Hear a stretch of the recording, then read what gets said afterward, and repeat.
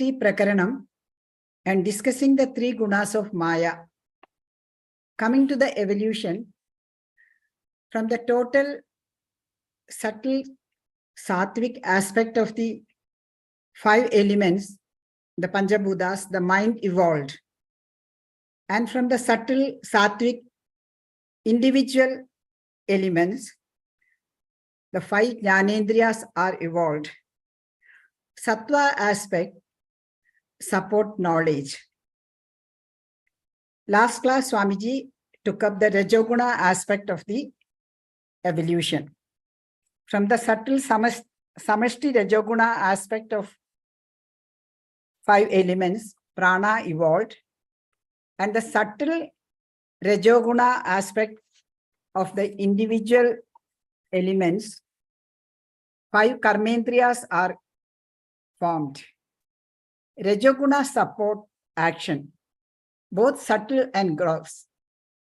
Means it supports mind's action as well as body's action, manasam karma and kayikam karma. Because of this prana, the universe seen as moving and vibrating. In Sankhya philosophy, the prana is defined as vibration. When prana leaves the body becomes still. We must remember here the mind and the prana and the 5 jnanendriya and 5 karmendriya are evolved from the tanmatra of the Panchabhutas. Tanmatra means the subtle aspect of the Panchabhutas. After this, Swamiji explained the tamas part of the evolution. We should identify and differentiate tamas and different forms of tamas. Like Rajoguna, tamas also connected with mind. Tamas is inertia. The prevention of knowledge in the mind is inertia. Inertia is that which cannot know itself. It is that which cannot be activated by itself. It needs some other force from outside to activate it. That means it is jadam. And if the tamas is predominant, a person sits idle. Whereas when the Rajoguna is predominant, the person will be involved in doing activities. Tamas is the cause of grossification. Then Swamiji took up the beautiful topic of grossification or panchikaranam. It is the process by which the gross bodies and the objects in the Vyashti and Samashti are formed. Grossification is a special only in Advaita Vedanta. The other philosophers do not accept this philosophy, grossification. Here the subtle elements, the tanmatras, are made gross by the process of grossification. Grossification implies mass, weight, and gravity. The tamasic part of the earth is connected with gravity and it holds the body straight. In short, grossification and panchikaranam, that is from that only the whole world is made. The sthula prapancha and sthula sharira. How does it happen? So now we will take the example of how the space, the subtle space is grossified into, gross space, sthula space. So the first space is divided into 2 parts, 50-50. And the 50 part, half the part, the space keep it with itself. The remaining half is divided into 4, 12.5% each. Then it gives this each part to the other 4 elements And in return, it takes from the other elements, each part. So in total, it has got 50% of its own space and 25% each from the other four elements. Now it is no more a subtle space. It is a grossified space. This is how we have to understand grossification. This is how the matter is made. And how the matter is converted into energy, still very difficult to explain. We need not go into that discussion. Even when we say the entire world is inert, jadam, but always understand the consciousness is there everywhere all the time. The next topic in the Tattvabodha text is the beautiful relationship between the Brahmandam, the macrocosm, and the Pindandam, the microcosm. And this is a very profound and beautiful concept of Vedanta. And this Abheda Bhavam of the Vyashti and Samashti has to be meditated upon. And if one lives with the understanding that I am not different from this Samashti, I am the part of the Samashti, I am the Samashti, then definitely he will be able to live a very blessed life. So Samashti, Vyashti, Abhedam or Aikyam is very, very important. Now we will hear from Swamiji more. Hari Om.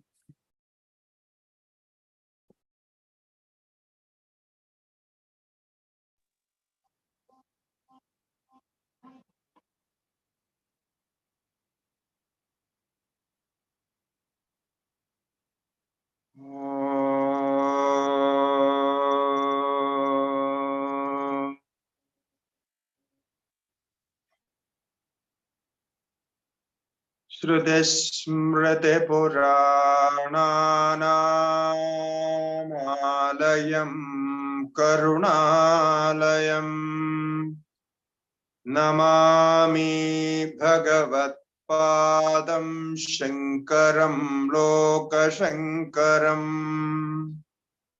Shankaram Shankaracharyam Keshavam Badarayanam Sutra Bhashya Krito Vande Bhagavanto Punah Punah Ishvaro Gururatmedi Murti Bheda Vibhagine Vyomavadvyaptadehaya Dakshinamurtaye Namaha Shri Dakshinamurtaye Namaha Vasudevendra Yogindram Natva Pradam Gurum Mumukshonam Hidarthaya Tattvabodho Bhidhiyate Om Shri Gurubhyo Namaha Harihi Om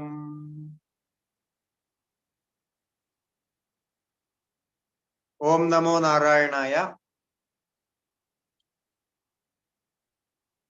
Thank you, Kamalaji, for your beautiful revision of the last session, because there was something very technical, Panchikaranam. So Kamalama tried her best to explain it again.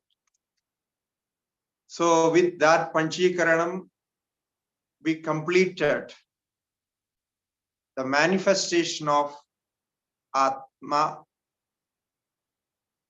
manifestation of Maya, the form of 5 elements and its byproducts. Now, again, we are going back to the revolution theory, and one of the main point of Tattvabodha, the relation between this individual consciousness or limited consciousness and the unlimited consciousness. So here we will understand the definition of Jiva and the definition of Ishvara as well. So the Tattvabodha is the book of definitions, as we know. So we have already completed most of them. So now this is another important point of Vedanta. So what is Jiva? How the all-pervading consciousness is become Jiva, individual appearance. So there are so many theories. So we will touch some of the theories to understand that. In fact, Vedanta has to talk about only three relations. Three relations in the sense the all Vedanta can be summed up into three parts. The relation between Ishvara and Jiva. Okay. The relation between Ishvara and Jiva. The relation between Ishvara and Jagat. And the relation between Jiva and Jagat. This all three relations are centralized by pure consciousness. It means pure consciousness becomes Jagat, pure consciousness becomes Jiva, pure consciousness becomes Ishvara. So now we have discussed the relation between Ishvara and Jagat, because we have discussed the manifestation of the five elements and its products. So we know how Satchidananda Brahma, with the support of Maya, become efficient cause and material cause, appeared as Jagat. So technically, this Jagat is nothing but Ishvara, because we have already thoroughly learned that effect is nothing but cause. The cause and effect theory. So this you have to remember always whenever you study any philosophy. This cause and effect theory is very important. It is, you can say, the essential part of philosophies. So without this, we cannot understand how the all theory is explained. So there we learned cause and effect theory. The effect is cause, effect is nothing but cause. The effect appears in cause. Seemingly different from cause, but actually non-different from cause. Now, what is the explanation of effect? The effect is nothing but cause, but seemingly different from cause, and actually non-different from cause. That is called effect. It means whatever we see and perceive, experience, that is Satchidananda Brahma only. All our inside and outside experiences evolved in Satchidananda. It appears in Satchidananda and it merges in Satchidananda. So therefore, in this viewpoint, we call the creation as appeared reality. Like we say, applied theory. We have, this is what we have as applied theory, the appearing reality. Pradibhasika. So this is the relation between Ishvara and Jagat. Now we are going to talk about the relation between Ishvara and Jiva. And then the last part will come, the Jiva and Jagat. Because the relation between Jiva and Jagat, karma and the effect of karma, karma phala. So that we will talk later. Now the text says, Evam pindanda brahmandayor aikyam sambhudam. Evam pindanda brahmandayor aikyam sambhudam. By thus understanding whatever we discussed, so by this way, the oneness of identity of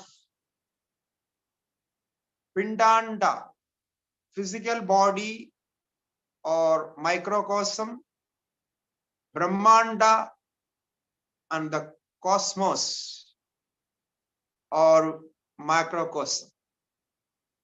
So by this way we understood that.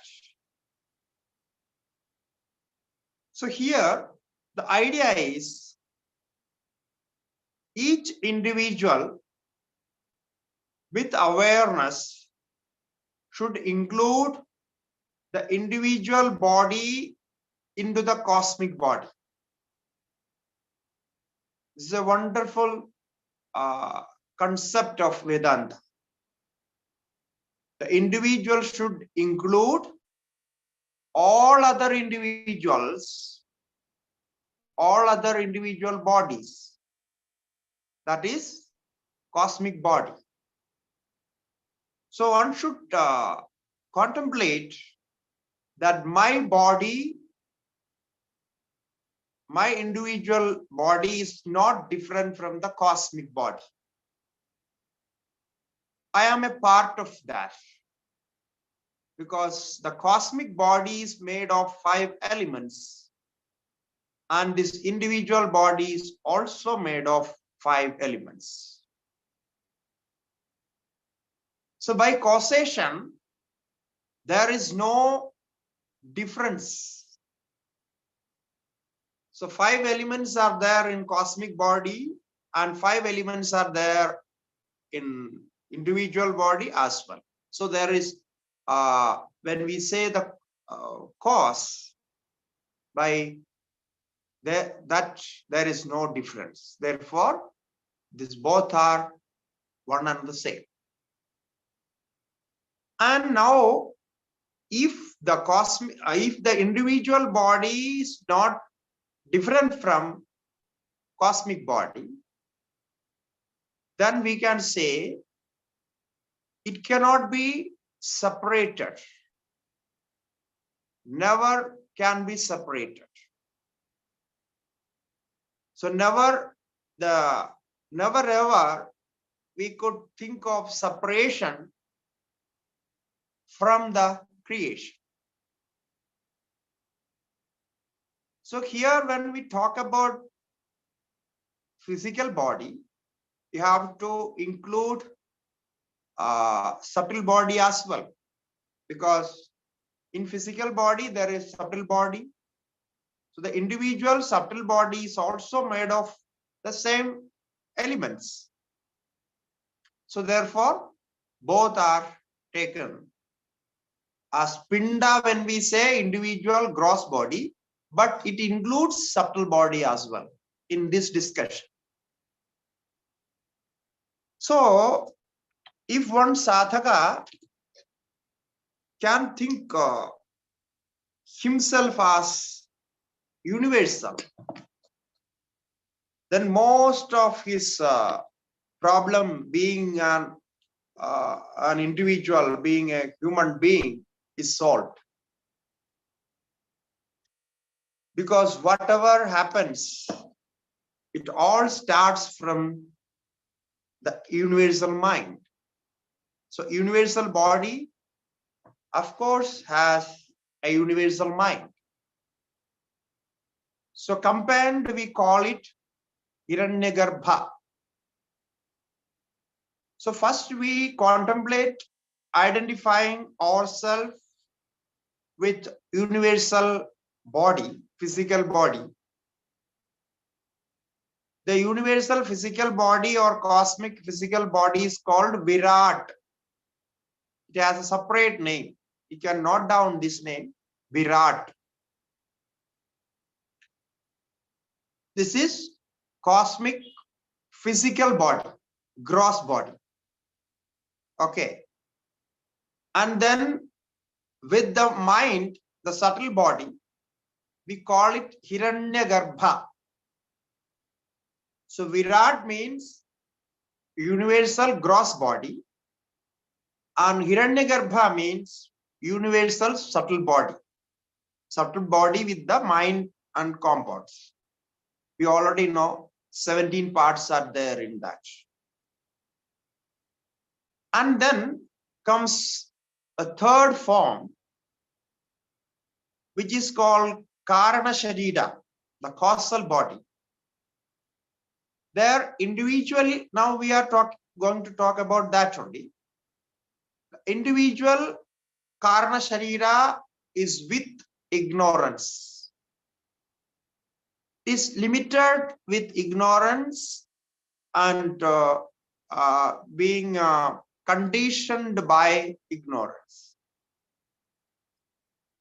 Limited with the adjunct of jiva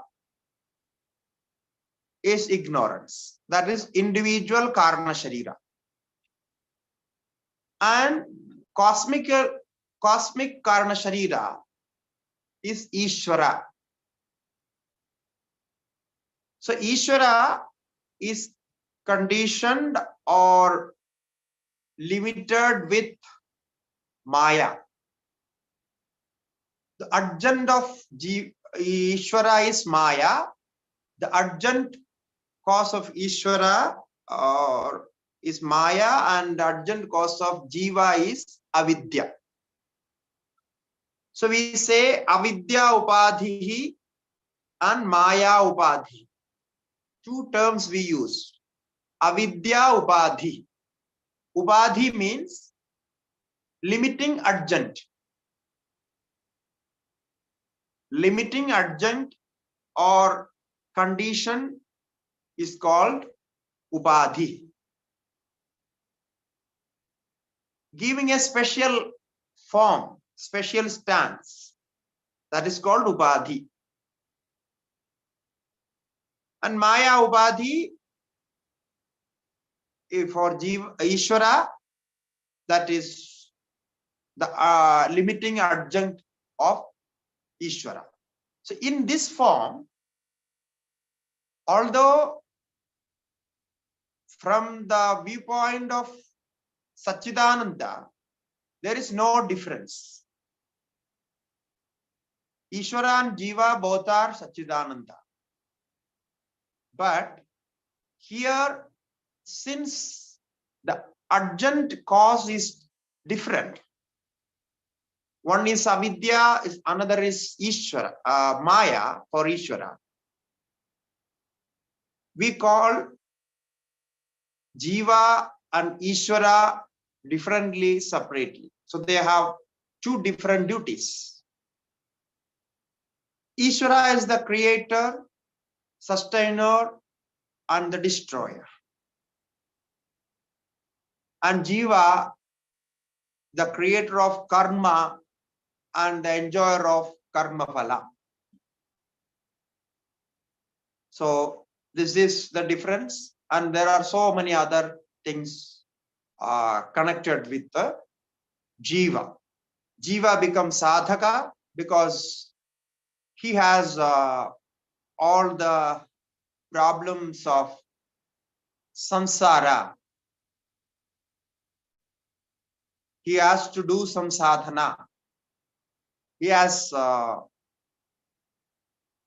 sometimes happiness, sometimes pain, and all this. So therefore, he wants to liberate, the Jiva wants to liberate himself. So Jiva does sadhanas. So now we will see the test, what it says. Sthula Sharira Abhimani Jiva Namakam Brahma Pradibimbam Bhavati. Sthula Sharira Abhimani, who identifies with the gross body. The gross body, what is formed from Panchabhutas, 5 elements. He identifies himself with the gross body. Sthula Sharira Abhimani. You see, now how Brahma become Jiva? Very simple. If you identify yourself with this gross body and say, I am human being, we like to say, I am human being. Otherwise, what we could say? If somebody asks, who are you? We cannot say, I am Brahman, I am Ishvara, Satchidananda. It cannot be an identification. We have to say, I am a human being. So this is the first identification. Okay. Then comes, I am a man, I am woman, I am so and so. All our degrees, backgrounds, and all those comes, adding over and over. So this is very strong Abhimana identification. Now, if we could think without all this identification, then we experience our true existence. But it is impossible. In this condition, we have to open it and remove all the covers, all the koshas. And this experience, the identification of this gross body and its forms and connections is very subtle. It is registered in subconscious mind. Therefore, conscious mind has to do a long effort to remove that. At least not removing, to shake even. Now, I am not this body. You just want to think, really you want to think about that. It needs a long sadhana. When you listen to this lecture, maybe for sometimes, okay, it's okay, everything is good. This is what Swamiji says is right. We have to think about it. It's correct. Everything will. Just when the online class is stopped, the next moment you see what happens. Immediately you may think about food and sleeping and all other activities, all identified with the physical body. This is the wonder mind works like that.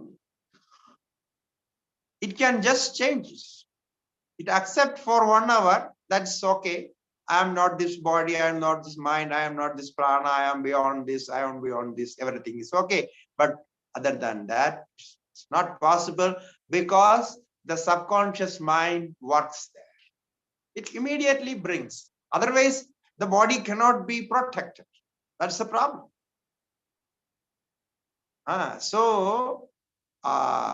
Subconscious mind will not allow you to just leave the body and leave this identification, change this identification. No. The subconscious mind has to protect. That is its duty. So immediately it brings the original consciousness. That is identification with the body. Otherwise, you will not take food. So if you are Brahman, you are identified with Sachidananda, you will forget to take food. And what will happen? No medicine and nothing. You will not remember any disease and nothing is there. So it's a very big trouble for subconscious mind. So this is what is the Sthula Sharira Abhimani. Now you see how strong it is. So Sthula Sharira Abhimani Jiva Namakam. It is named as Jiva, called as Jiva. Why? Because it protects prana. Jiva Prana Dharane. Why Jiva is called Jiva? Because it holds prana, holding the prana, holding the vital force to maintain this body. So therefore, when there is no prana, there is no jiva. So we say the body is dead because there is no prana. So jiva prana dharane. So this is a root in Sanskrit. Jiva prana dharane. The word jiva comes derived from the root jiva. Its meaning is prana dharane. To hold on the vital energy. It means life, holding on the life force. Now what it is? Brahma Pradibimbam Bhavati. This jiva is a reflection of Brahman. Brahma Pradibimbam Bhavati. Now reflection. How it is reflection? Why it is reflection? To understand this reflection,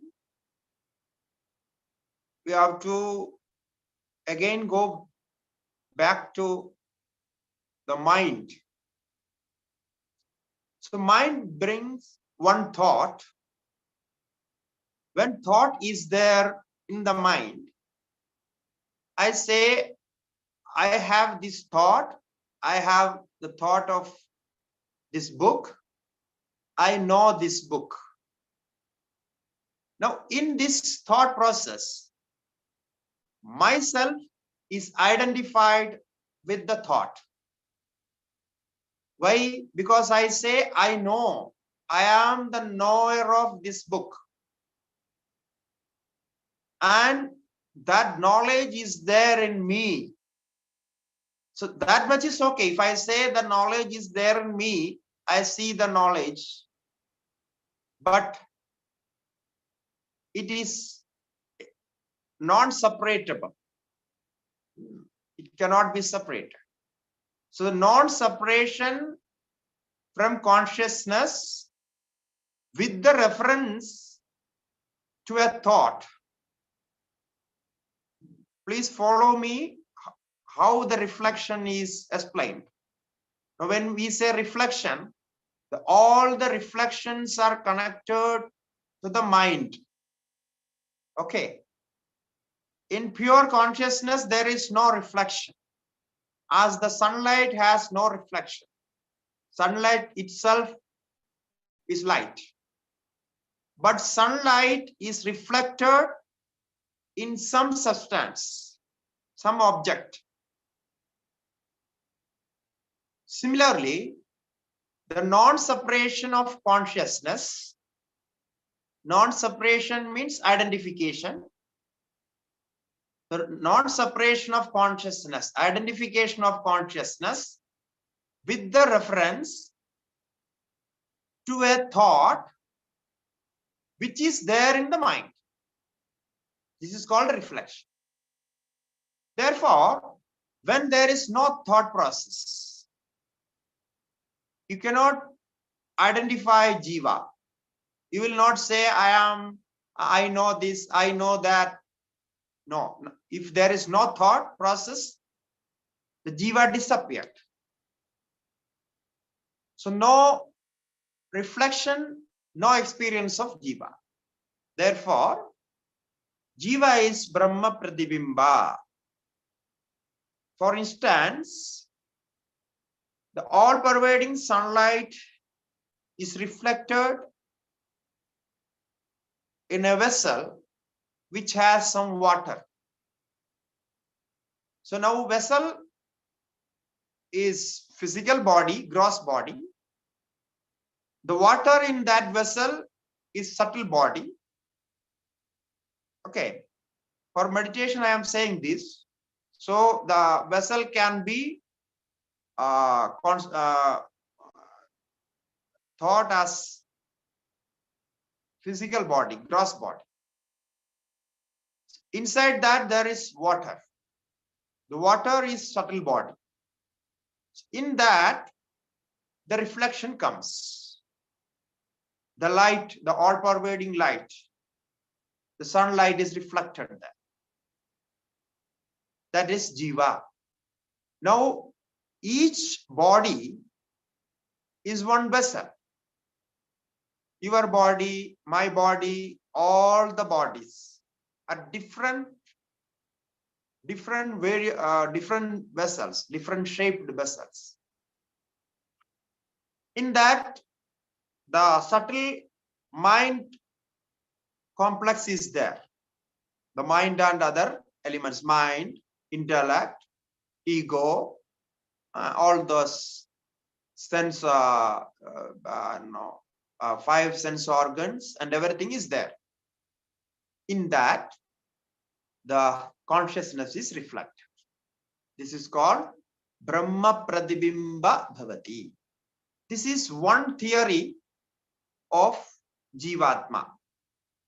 This is called Pratibimbavada in Sanskrit. The reflection theory. Pratibimbavada means reflection theory regarding the existence of Jiva, referring to the existence of Jiva. Reflecting theory. The other theory is called delimiting theory. Delimiting theory. It's called Avachedavada. Avachedavada in Sanskrit. Avachedavada. The delimiting theory. Just I will explain what it is. The space outside and space inside. So, how we say space outside and space inside? We know space is one and the same. Space has no separation. Sky has no separation. So, how can we say inside and outside space? Because we are sitting in the room, in our room, and room is divided with the walls. So when we see the walls and when we sit inside, inside the wall,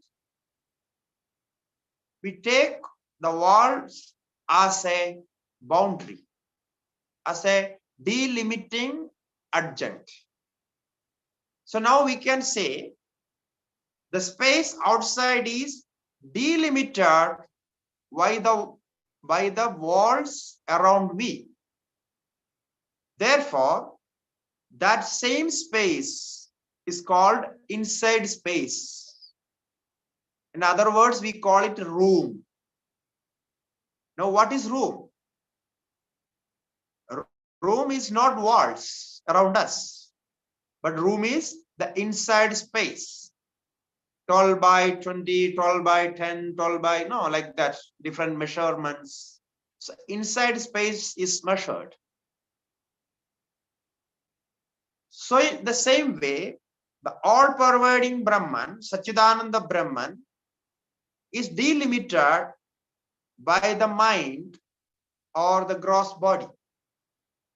So when mind is the limitation for that consciousness, as the walls around us is the limitation, then it is called jiva. If we break this boundary, if we concentrate our mind, and mind disappears in samadhi, manaso hi amani bhave dvaidam nevopalabhyate, it is said in Vedanta. When mind becomes non-mind, there is no duality anywhere. There is no jivas, there is no jiva Ishvara difference. So manaso hi amani bhave, when mind is non-mind, then there is no duality. Duality cannot be understood. When we think about other people, somebody else other than us, how we think? We think about his or her body, his or her mind. So the personality is that. We never think about consciousness in that body. If we could, then there is no duality. We try to do this. This is the practical Vedanta. So you are thinking about body and mind or some karmas, but not thinking about the reality in that person. It is a blunder. Why we could not do that? And unfortunately, no education teaches us this. You think about the consciousness inside others. So if we think like the space everywhere the same, space in India, space in America, now space in Palestine and space in Iran, you see how people are like how they could do all this just for piece of land, which is the formation of human beings. They are just killing people. What we cannot think. Therefore, this Advaita philosophy, if any philosophy, any theory can protect the world with peace, all that, the only Advaita philosophy can do. And what is there in that piece of land? It's all imagined. Okay, if something actually is there, let it be there. You make a compromise. So this is the education. How can we call it education? These people are educated. Can we call it they are educated? In the war field, the the controllers of the nation, the rulers of the nation, they are all educated. What education that how can we call educated? They are killing like this. So it's very bad, because if human being cannot understand this, who is going to understand? The wild animal, they are going to understand this. If human beings cannot feel others' existence, others' pain, who can speak? What theory we are talking about? What revolution we have? What is the science of this revolutionary theories of science? What they are doing? They are making weapons. And they say it's for peace. You see, all the revolutions came from the war field.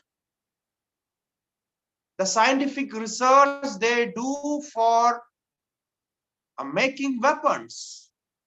Even the mobile, what you are using, the technology through what we are talking now, this is all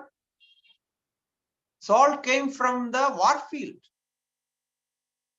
Because the whole humanity now giving so much importance for military and weapons and wars. I don't understand. I don't understand how they could do this. So much money spending on that. If you see the whole economy, the world economy, you will find the main part of economy goes to the military, just to make all equipments and weapons ready to fight with. For what purpose they are making these weapons? Because lack of understanding. If we can make an understand, okay, you make a boundary. Even the boundary is not necessary if the understanding is correct. For what we need boundaries?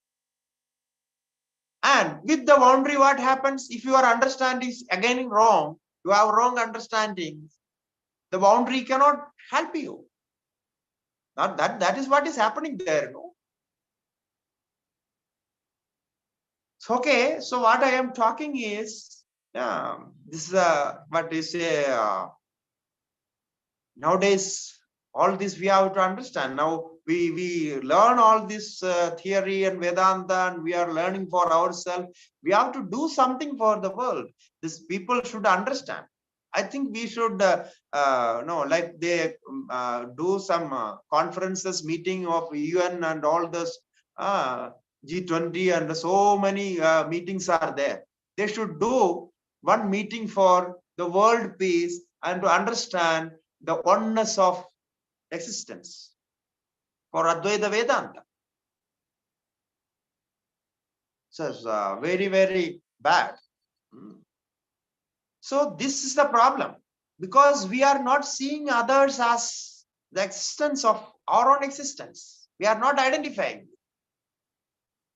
We only think that those people are different from us. They have different religion, different practice. We have our religion. You practice your own religion. You believe in your own religion. That's okay. That is up to you. You have that freedom. But following that, just to understand this, because all religion has many good things and some bad things. All religion has this. So each religion or religious people should sit together and discuss and adopt and accept good things from others, good theories, good concepts, by which we can protect the world, which we can protect the humanity, and people can live in peace. Why we should not do that? Okay, so this is the problem with the duality. The duality has cruelty. Yeah, all problems created from duality. So the acceptance should come. We should accept others. Nowadays, people talk about tolerance.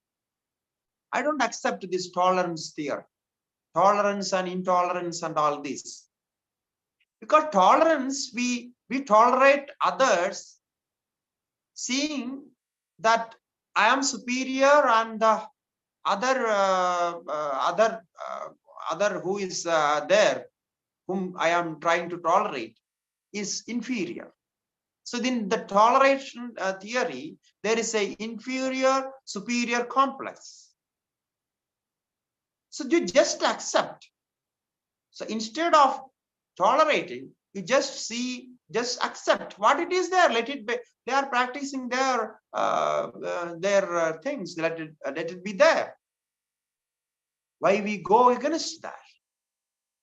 Why we should think we are against that? So this is because there is no thought of this Vedanta. If they could think about Vedanta, the all existence is the one and the same. All pervading consciousness is appearing in different forms. Then definitely we can control all this. So Brahma Pratibimba Jiva. So we were talking about the second theory of Jiva, that is delimiting theory.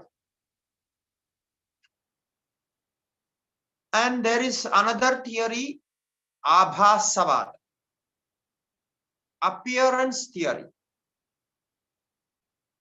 Appearance theory. It is like a reflection theory only.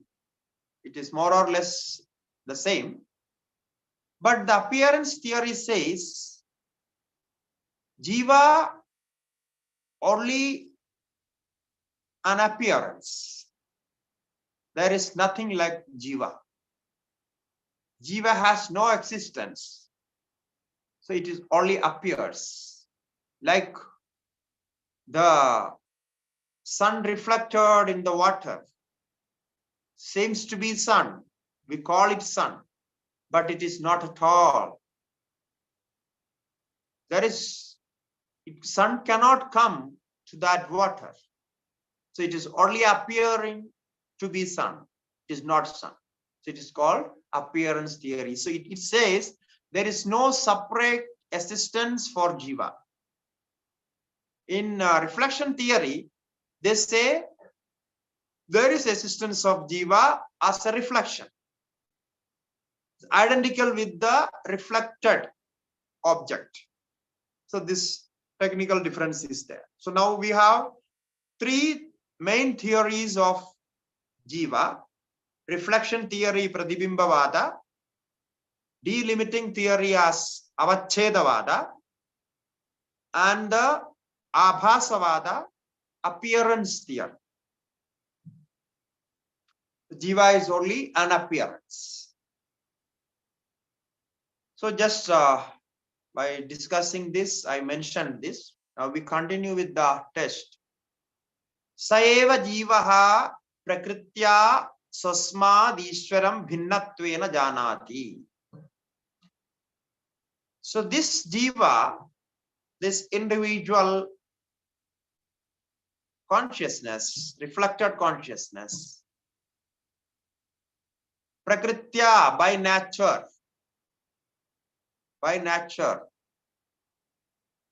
if there is no inquiry, by nature, swasmad, from himself, ishwaram bhinnatvena janati, considers the Lord is different from me. So the reflected jiva considers the Lord, the Ishvara, the creator is different from me. I am the bhakta of that Ishvara. The Ishvara is my hero. I am a fan of Ishvara. I have to worship him adore him. So this difference comes. Saeva jivaha prakritya. So here Acharya uses the word prakritya, by nature. By nature means because of avidya, ignorance.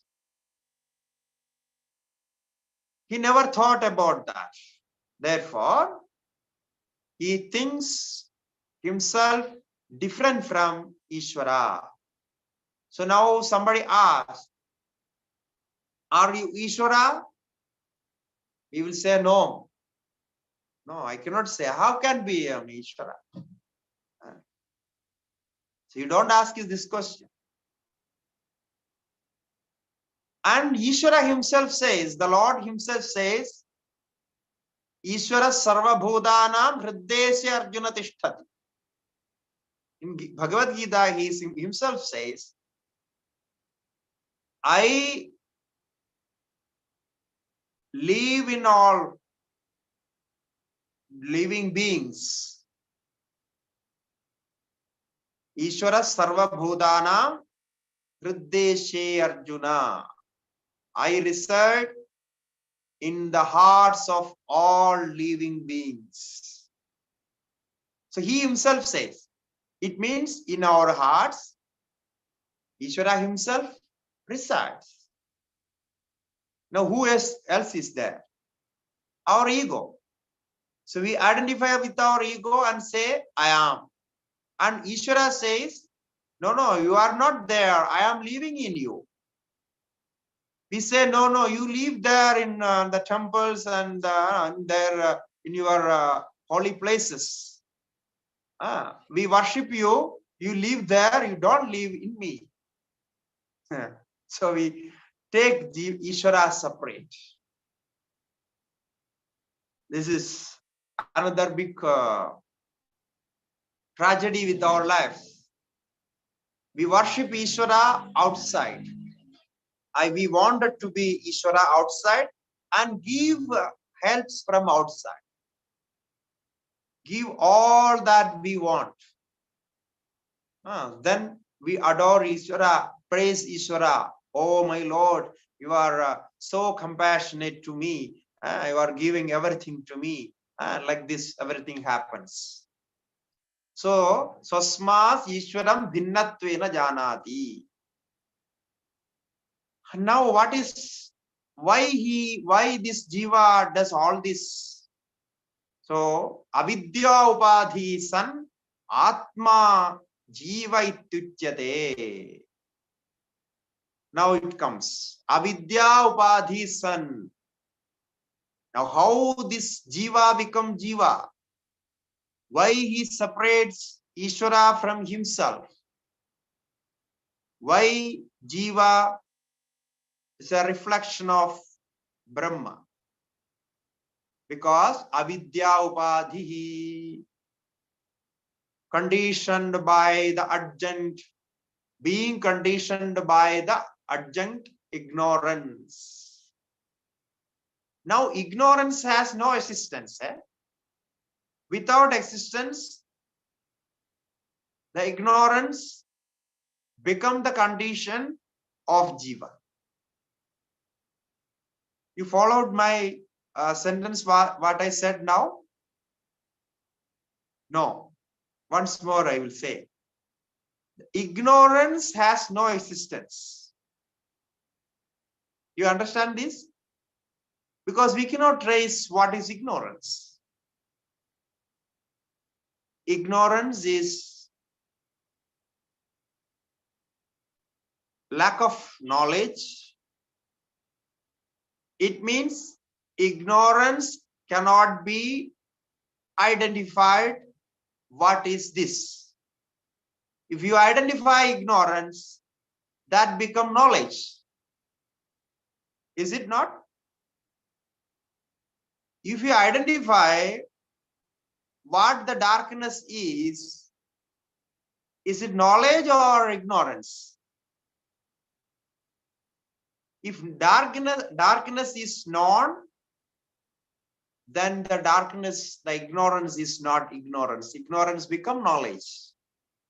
So therefore, until there is no inquiry,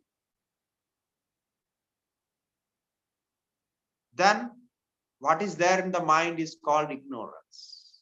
That is tamas. We already discussed this. The inertia. Inertia is tamas, and that is not supporting knowledge. When knowledge comes with the support of sattva guna, the inertia cannot stand.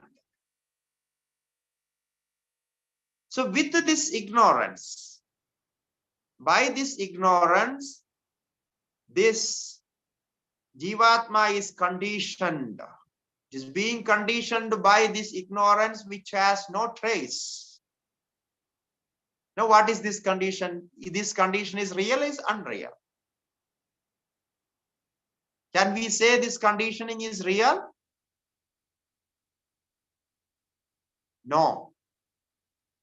Why?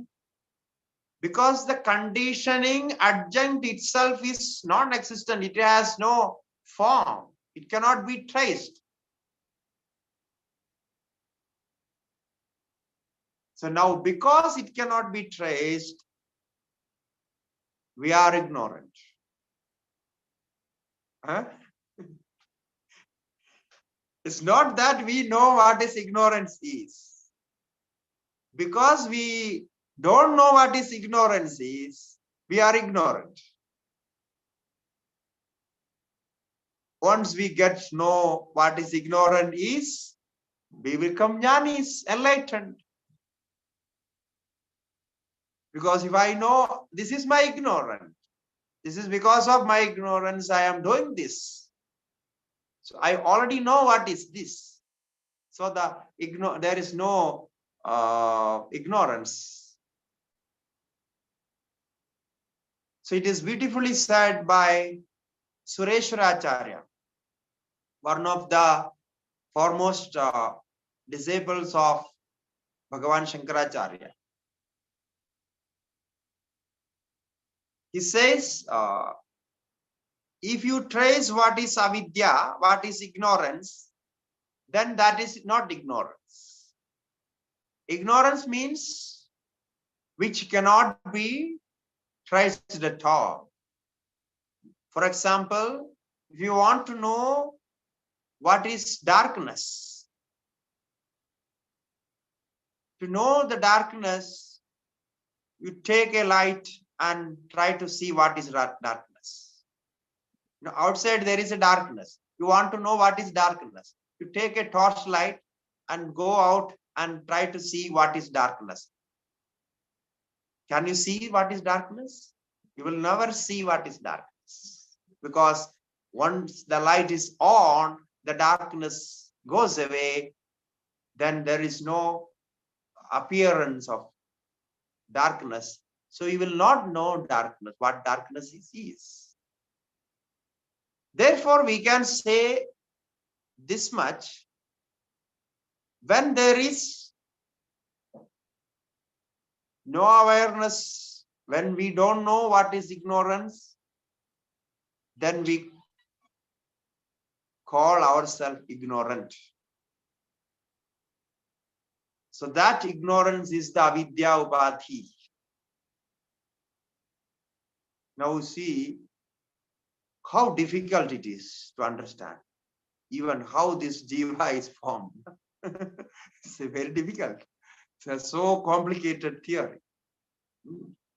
It can be simplified, as I said. Now you can think about this and you can simplify it more and understand. Now, three things. One is that jiva is Satchidananda. By nature, essentially, jiva is Satchidananda. Then the second thing is avidya. And the third thing is, by this avidya, conditioned by avidya, the jiva is called jiva. Jiva appearing as jiva. So avidya upadhihi. So when we say the conditioned by this or the adjunct of that, it means it is not permanent.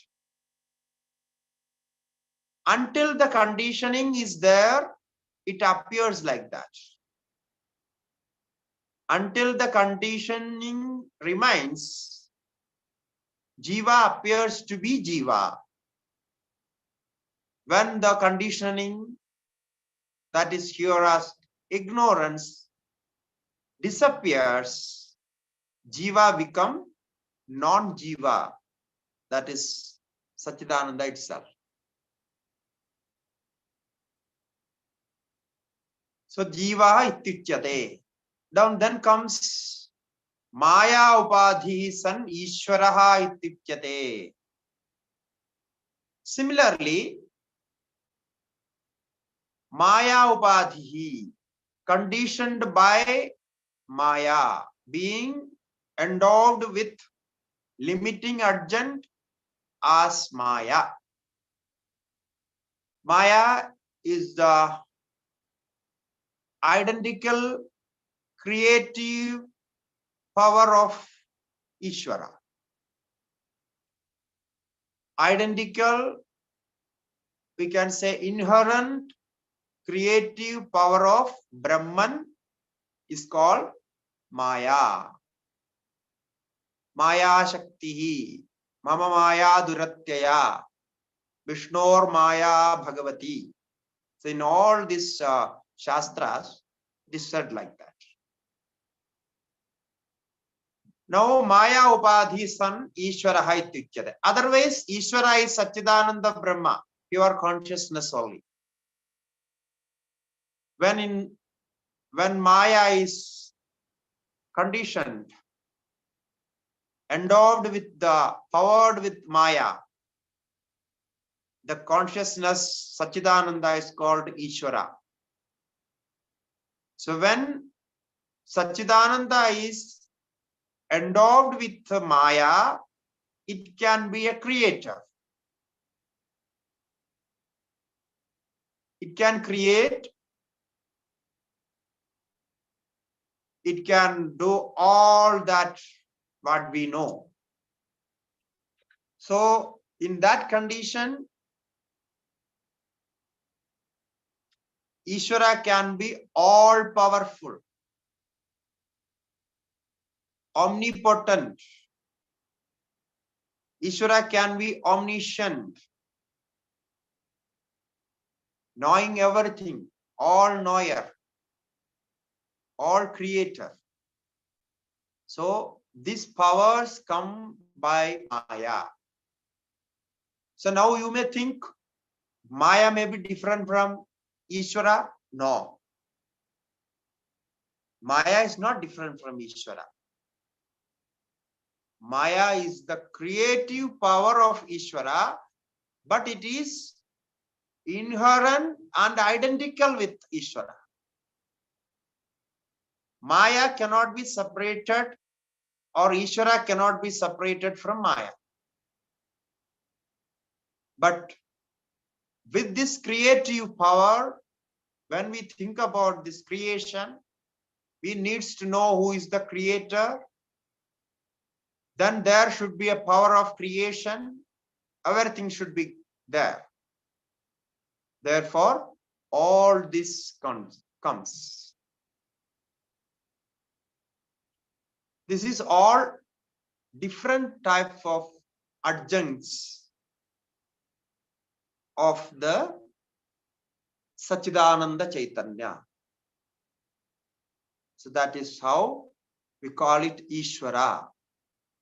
Now Ishvara has all the powers. Now due to this upadhis, conditioning, Jiva creates something for himself. Jiva creates karma for himself with avidya. And Ishvara creates this world, outside worlds.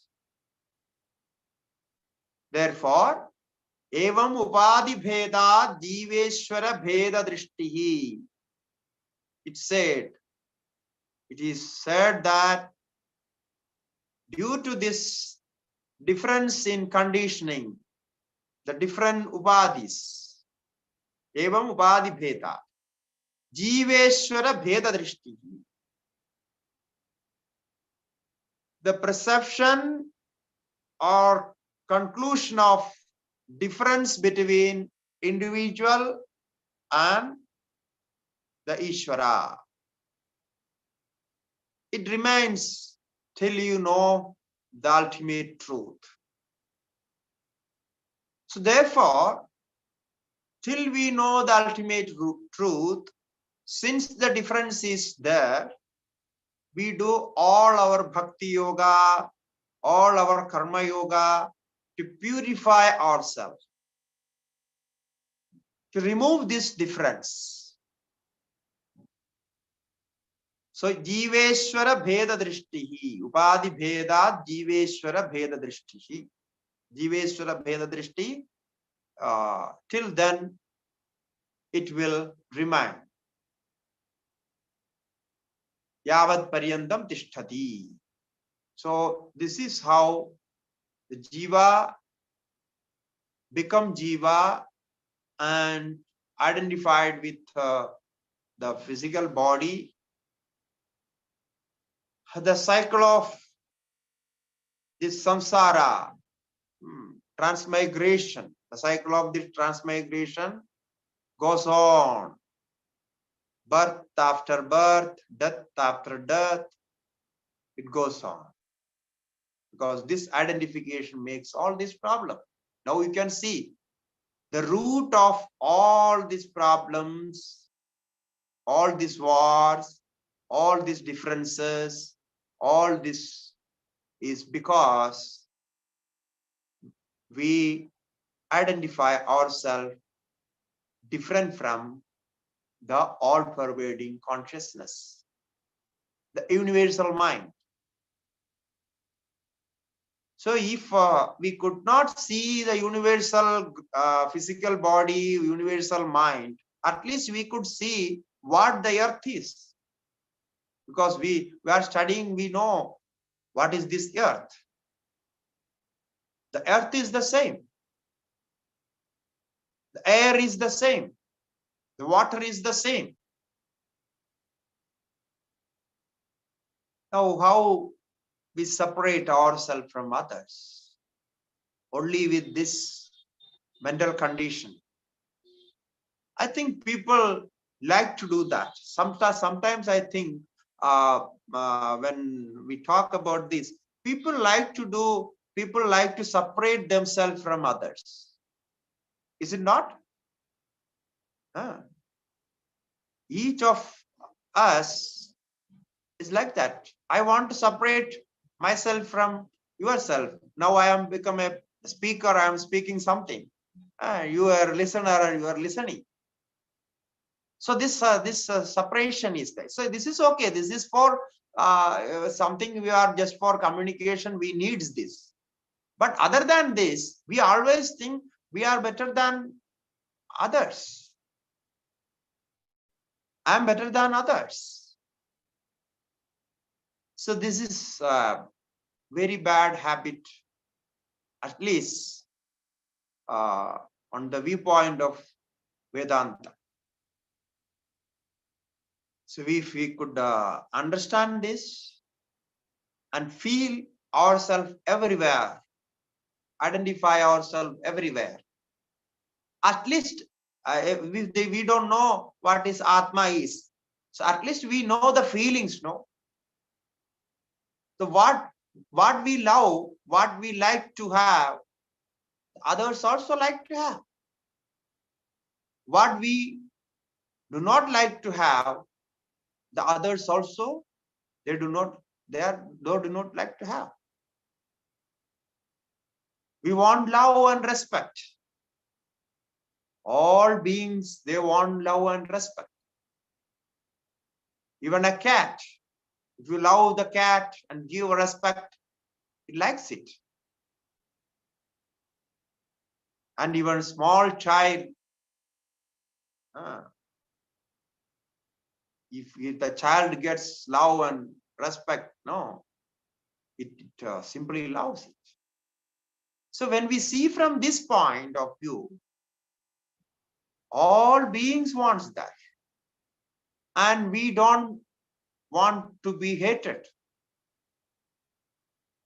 We don't want to be disrespected. So feel this. This is the first step towards Vedanta, identifying yourself with others. At least feel this, what I want, the others also like to have. So this is because all the beings has the same amount of consciousness, same amount of consciousness, same amount of existence and bliss. So we want that because we are that. Harihi Om. So over to you for a couple of questions. Whoever wants to ask question, please raise your hand or put it in the chat box. Yeah, there is a question from Mr. Pawan. Please unmute yourself. Yes, Pavan, please. Om Swamiji. Harihi Om. Swamiji, you mentioned that if everybody in the world adopts this philosophy, one consciousness and all in different forms, the problem will be solved. And you said Advaita, and you also said Vedanta. What is it that we are learning now? Are we learning Advaita? Are we learning Vedanta? Or are they different subjects? This is a very fundamental doubt I had. Both are same. Oh, Vedanta is called Advaita, or Advaita is called Vedanta. Vedanta is the name of the theory, the textbook. So the textbook we have, that is Vedanta. Okay. So it is named, you know, we discussed this in the beginning. You can listen to the first class of this, Tattvabodha, once again. So we explained this, what is Vedanta all about. Okay, so the theory what we learn is altogether we call it Vedanta. But in that, the important point of that theory, or the central point of that theory, is Advaita. So Advaita, the non-duality. okay. Thank you, sir. Yeah. Oh. The next question is by VV. I don't, the name is not given. Please ask a question. Swamiji Pranamam. Ah. When we say that the jiva is holding the prana, does that mean that the prana is inherent in the space? Can we say that? Yes, correct. Yeah, the prana is inherent in the space because the energy is called prana. I think you remember in our class where we discussed about subtle body, Sukshma Sharira. We had this definition, and we discussed this definition. The prana is vital force. It means wherever there is action, momentum, changes, is because of prana. So it means the energy, what we can call it energy, in different forms of energy. The gross form and subtle form and potential form and this kinetic form and all those form of energy is called prana. So here in this body, physical body, a special kind of prana is circulated. So prana is working. So because of that prana, this body is maintained, body is alive. So the jiva is there.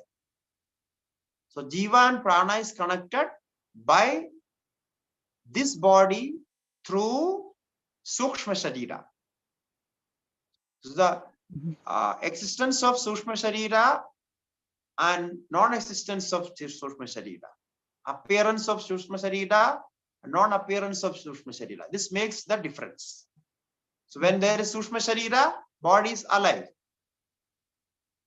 And when there is no Sukshma Sharira, body is dead. That's all. So it's That inseparable from point the we call it holding the prana. Yeah. That means the prana is inseparable from the space, isn't that so? It's correct. Prana cannot be separated, like the air cannot be separated. Space is everywhere. So there is no question of separation. Where you separate? When we call it separation, there should be a gap, no? Vacuum where we can separate it. So without gap, it cannot be separate. So space cannot be separate because there is no space without space. No, if so you cannot say there is no space, so we are separating this space from that space. No, it cannot be said like this. Okay. The next question is from Srinivas. Namaste Swamiji, this is my first class. Okay. And welcome. My question is different from the subject and it's a little personal. So can I ask? Yes, please. Actually, in 2016, I was a little depressed because my career was not doing good. So I went to an astrologer and I asked about my career, and I told him before itself, I don't want any parihara, just want to know about the future. So he told me about my future, about career, and towards the end, I made a mistake by asking about my death. So I told him what will be the cause of my death. So later I thought it is kind of stupid question from me, but then he told that you will die out of accident. So after that I forgot, and before COVID, at times it started coming to my mind that he told me like that, and it has created kind of a fear in me. So every now and then it comes that thought. So how to get rid of that thought? It has become a scar in my mind, in my thoughts. So just you think that I have no birth, actually there is no death. When the body is born, we think that we are born. And when body is dead, we think we are dead. Actually, it is not. And if you think like this, every day when you go to deep sleep, what happened to your body? Now the Jyotisha said they are going to you will have an accident, and I say No, actually, you are no, actually, if I die out of natural death, then no problem. It's a natural death. So that has there is no problem. No problem. You don't worry about this. There is no death at all. If you call it, no, all deaths are accidental only, because nobody like to die. So if something happens, somebody dies by a heart failure, somebody dies by some other things. No, it's a natural. But my point is, why we should worry about it? The body has the change. Now you had a childhood, you had a boyhood, now you are in your youth. I know these changes is happening. Now you are not worried about that. You know, after sometimes I will be in that stage, my old age will come. So this is accepted. Similarly, after old age, can again the childhood come? Is it possible? No, nobody will think about that. So anybody can say that, not this Jyotisha. Anybody can say that you will have a death and your body will be died, or it may be an accident, or it may be with some other reason or some other. So why we should worry about it? My another question is death painful? Is it painful? No. Or you see, when you go to sleep, sleep is painful. Sleep is painful? No, actually, no. I read in Garuda Puran that it is like more than 1,000 bite of scorpions. That kind of pain will be there. Yeah, there are so many pains. Even today we are experiencing so many pains, different kinds of pains. So the pain means if you, like I asked, no, when we go to sleep, what experience we have? We have no pain, no? No.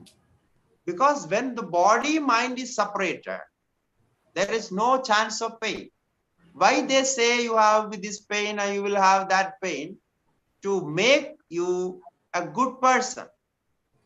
You should not do any bad things that which can affect you later. To prevent from doing bad things or adharmas, papas, they say this, you will have this pain, that pain, and all this pain. So it's not like that, because when we see the death of many people with a different reason, in different situation, they die.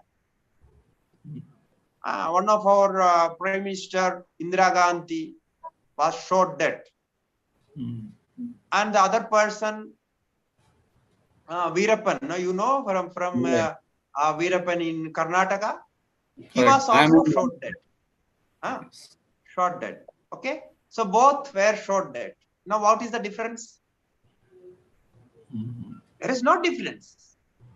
She was Prime Minister, being a Prime Minister with all security, she was shot dead. And Veerappan, he was protecting himself with all his army, he was shot dead. But the fire was the same, no? So my understanding is. Huh? So my understanding is, please correct me if I'm wrong. My understanding is that if we have too much attachment with this world, it will be painful death. If we don't have the attachment with the world, it won't be painful. That is very correct. That is what you understood is very correct. The pain and happiness brings attachment and detachment.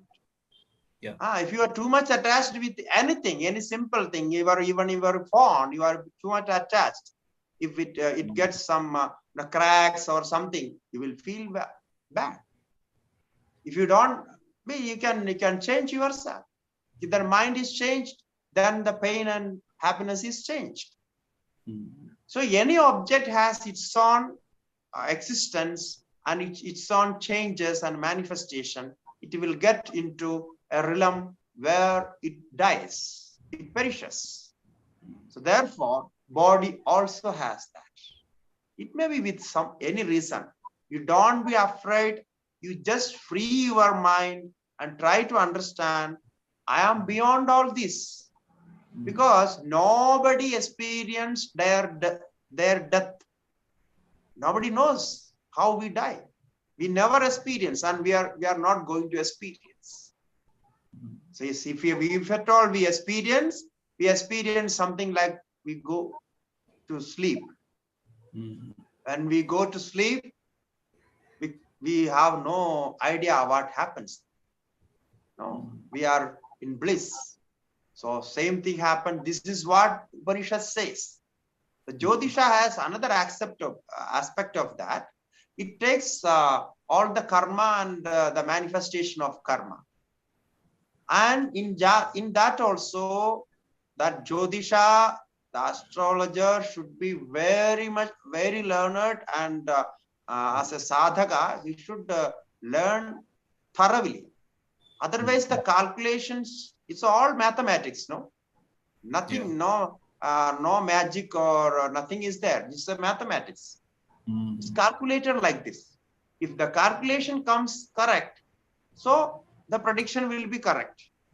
No, after this episode, if something goes wrong, we don't know what happens. Even I know many astrologers, they could not predict their own family problems. There are so many astrologers. And I know one person who was a very good astrologer in Kerala. And he had a daughter. She was studying in colleges and somewhere. And he was planning for her marriage and doing everything. But she was in love with somebody. And then when he arranged all this marriage, she went with that boy.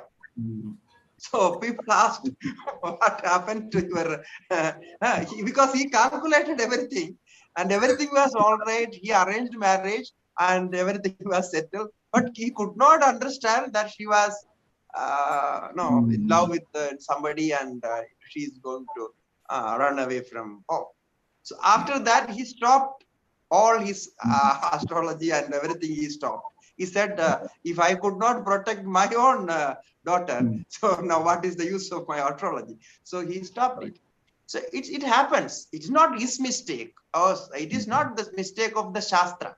The astrology, the Shastra is correct. But the calculation, because why it happened, we can give simple reason. What do you give the reason? The same season we can give.